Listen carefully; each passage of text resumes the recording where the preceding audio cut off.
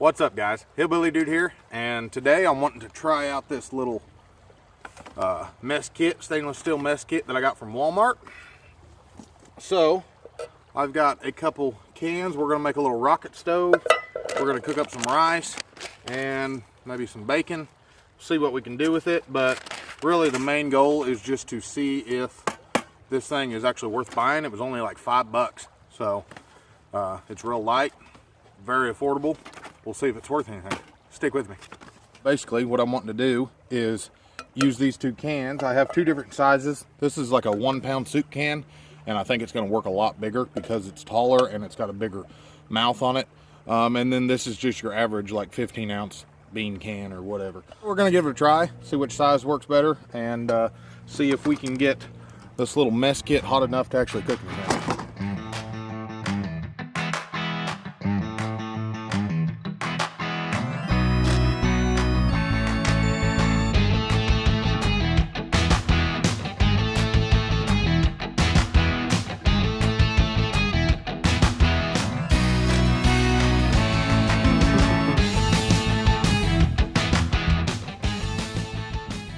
The idea is to get plenty of vents around the top, so that way your heat and your flame have somewhere to go while your pan's sitting up there. I think opening this up a little bit wider would probably allow it to draw better, but we're going to see what this does first. But basically just cut a little door in the bottom, somewhere to load it up with fuel, and yeah, so one down, we'll do the other one. Quick disclaimer, obviously be extremely careful if you're doing this. I don't want to see anybody cut themselves. Also, this is hard on a knife, so this little Essie Azula has held up really well. The edge is not hurt at all. I'll need to touch it up, obviously, because I'm cutting through metal, but this stuff is so soft and lightweight that cutting through it with a quality knife steel isn't going to harm the knife, as long as you're not being too ridiculous with it.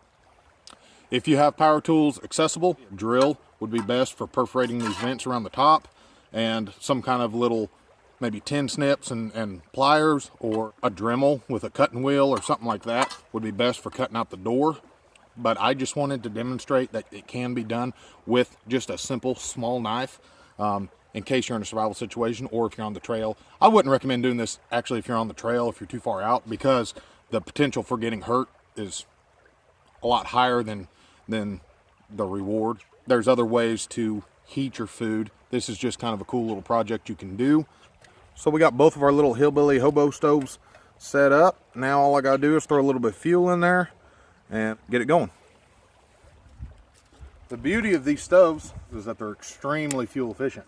It doesn't take more than just a few twigs to actually produce enough heat, hopefully, to cook with.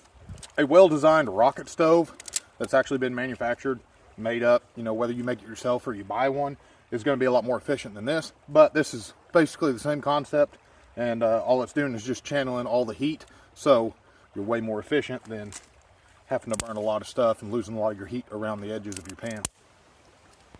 Because of my limited time this afternoon, I'm just using a Bic, a little bit of toilet paper or napkin, whatever you got. I like to stick that in there first, so you got something just a little bit to light. And then you just want to get some real small, dry pieces of kindling, throw it in on top, and you're going to be feeding it in here when you're cooking. But to get it going first, to get a little bit of coals established, it works really well feeding it in on top. So waiting for it to burn down. Once it's going, you can start feeding your fuel in from the bottom.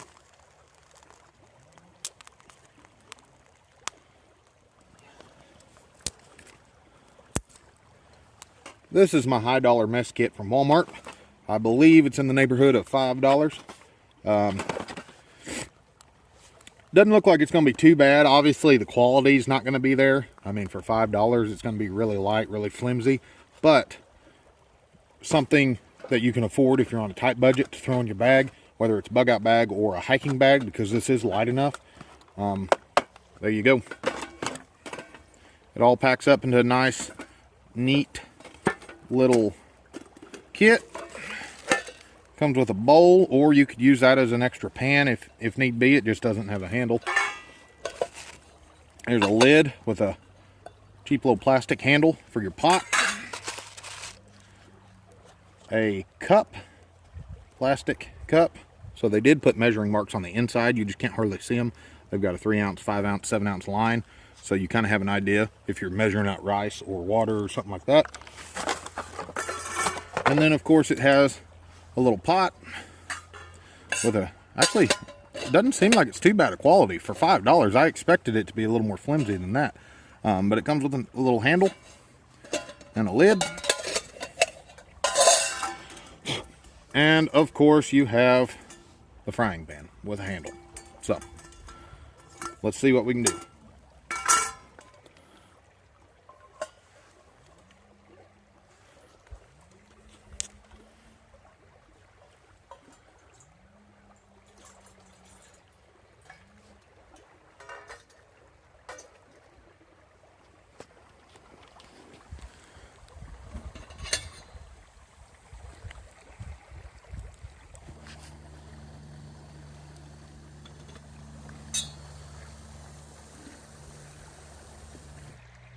I haven't messed around with one of these little hobo stoves since I was a kid. It's probably been 10-15 years.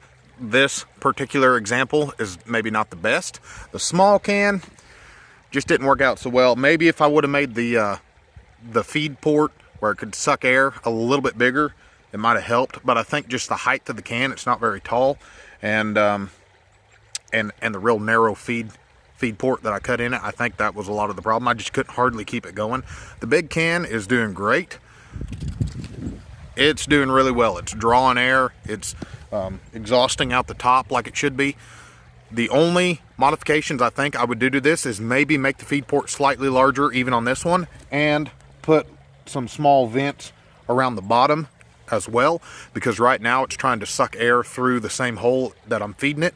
So if you load it up with wood, you're kind of cutting off the airflow. A regular rocket stove sucks air in the bottom, and then it has like another 45-degree angle feed port that you put the sticks down in it. This allows it to have continuous fuel and continuous oxygen. Right now, the oxygen and fuel are kind of fighting over the same port. So either way, it's working, but on a smaller scale, I don't think it works out quite as well. I'm going to stick with the big can from now on, and I'll probably do some more of this in the future and modify it just to see what's going on. Today's main demonstration though was just to have a little fun and test out this new cook kit I got. Another observation I just made is if you're going to do this same kind of design with a can like this, it would be wise to turn it facing the wind. Right now the wind is blowing kind of this way, so it's hitting the can kind of at that angle. My door's over here on this side. If I rotated that can about 90 degrees to where the wind was blowing into the feed port, it would burn a lot more efficiently and a lot hotter. Every once in a while I'll have to stick my head down there and blow on it, but I think if you rotated it towards whichever way the breeze is blowing, I think that would help a lot.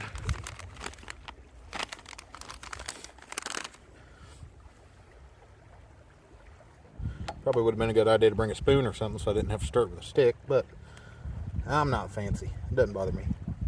Alright, so I'm going to say that's just about done. It's been simmering for a while. The rice has almost absorbed all the water. I'm thinking this handle's not hot at all, so that's nice. But I'm thinking I'm just going to set it to the side. We'll let that rice soak up a little bit more water, then bone apple tea.